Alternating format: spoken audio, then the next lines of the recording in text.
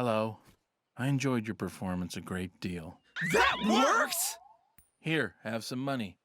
Goodbye forever. One YouTuber struggle that many people can probably relate to is reading a bunch of really nice comments and then getting a mean comment, and having that mean comment equal to tens, hundreds, sometimes thousands of nice comments. As far as emotional impact goes, it's so weird too, because behind each comment is a person or a bot that wants to tell you about hot panda singles in your area, so you'd think they'd all have a similar amount of impact. Also plug in my Discord.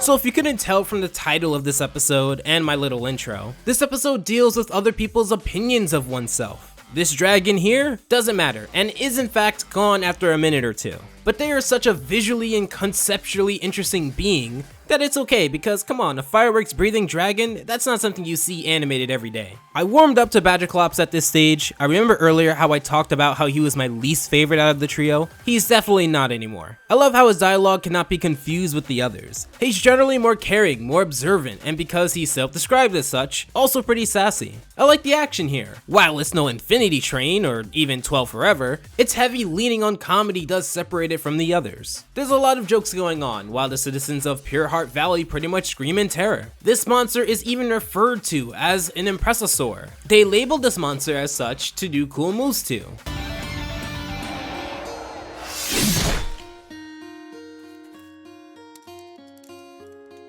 However, of these reactions, one sweetie pie, named Old Blue, just isn't as impressed, and it makes even the gift-giving, unconditionally grateful, applauding citizens of Pure Heart Valley mean nothing. Now yeah, Mao Mao is a very self-centered person at times, but this affects Badgerclops and Adorabat too. People who are generally the voice of reason as to when Mao Mao himself seems to go too far off the deep end. To be honest, this would affect me as well, because it's not even a neutral stance. It seems very distant, uninviting, and just disappointed. Even look at his character design. Blue of course, but it's clear that he's only a sweetie pie in design. His mannerisms, eye level, and monochromatic color palette, all of this is just different from his peers. So the happy Mao Mao and his friends turn into a very offended trio and question Old Blue. One thing I do want to hand to this episode, Old Blue is not impressed simply because he didn't find it impressive. It's not an enemy that is planted to reduce morale. It's not because Old Blue and Mao Mao have a past. It's simply due to subjectivity. It's not a subject that's covered in animation a lot. The idea that people can just genuinely not like what you do, with no personal qualms with you. It's definitely a touchy subject. His offense stems from something within himself. And the episode spreads out some well-placed hints as to why Mao Mao would end up taking this so seriously. We also get a few gems from Adorabat.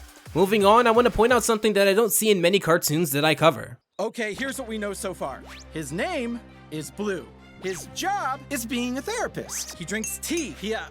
Actually, that's all we got. I love this type of pacing, where it's quick to change from joke to joke, but every joke is self-contained so it flows normally, with tons of subversions to keep you guessing where it goes. Gumball, early SpongeBob, Ed and Eddie, all of these shows did it perfectly. Early Fairly Odd Parents too. Mao Mao seems to be doing that style well, and anyone who likes those shows that I mentioned earlier would enjoy that aspect here. It starts off with the entire group taking measures to impress Old Blue. However, it becomes painfully clear that only Mao Mao really cares to get on this guy's good side, as Adorabat ends up impressing him, and Badgerclops doesn't really seem to care. In fact, speaking of, let's focus on Badgerclops and Mao Mao for a bit here. Badgerclops used to practice this when we were on the road. What was that song called again? I never participated, I just ridiculed him mercilessly. What's that song, Badgerclops? Where did you get that ice cream?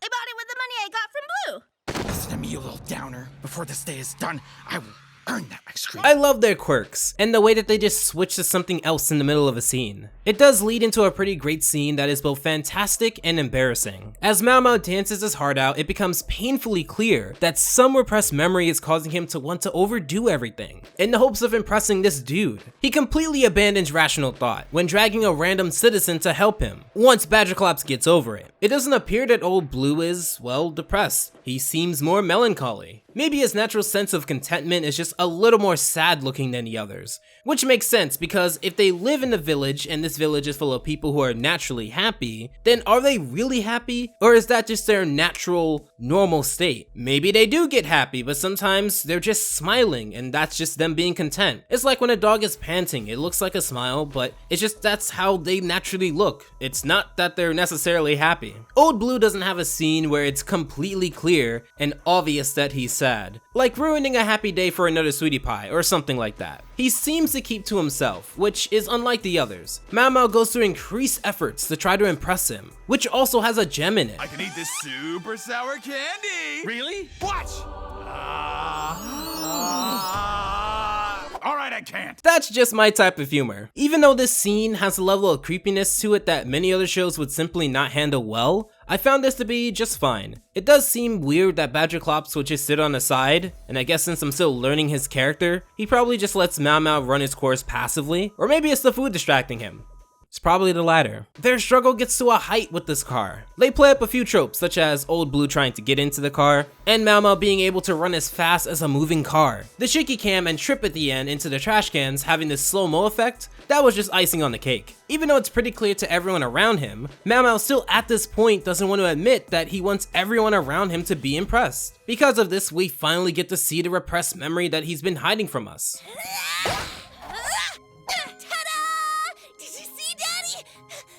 Not now, Momo. I'm trying to train your sisters to become legendary warriors. Me, your dad. It's such a shame too, because that was pretty impressive. We don't get to see too much except for a young looking Mao Mao. However, I do want to introduce some extra context to this scene. If you look ahead to Bao Bao's revenge, that episode revolves around Mao Mao not exactly having the most accurate memory / portrayal of events that happened. Not only this, but in the episode before this, Breakup, Badger Klops and Mao Mao fight over the accuracy of old memories. So when I see this scene and I think about those other episodes, it doesn't seem to be a clear-cut and dry situation. Sure, he could be telling the truth in the sense that his father has ignored him, seeing that this led into him being very emotionally hurt whenever it's brought up, but on the other hand, it could just be that this whole scene is exaggerated, and nothing of that nature happened. That's just the thing with Mao Mao, both in and out of universe. It doesn't set anything in stone, in case things need to be changed. So Mao Mao goes over the top when he disguises as a sweetie pie, and lets out a particularly embarrassing sequence of words for this situation.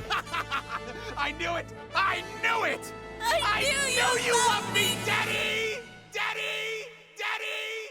Daddy. It leads into him having a therapy session with Old Blue, which seems to end that way, without it resetting back, like it would in a show that follows the status quo. He actually talks about his feelings in a way that doesn't make you groan because it's so obvious. In a sea of shows that really want to talk about feelings all the time, it's clear based off his character that he learned why it's not a good idea to ruthlessly pursue people in the effort to change their opinion, because that can often worsen things. We didn't need someone to turn to the camera and give a recap of events. That's why I like Mao Mao, and that's why, so far, this is my favorite episode. It very well can change. And that was Not Impressed. Unlike the title, I am impressed with the episode, so when you compare this to No Shortcuts, you can kind of see what I mean about this giving us something new and varied, so it isn't the same old stuff that we'd see multiple times throughout many shows across many networks. In fact, if you want to check out that review, click here. Or if you want to see the very next episode reviewed, click here. Special thanks to the patrons of August. And until next time, take care. Alpha out.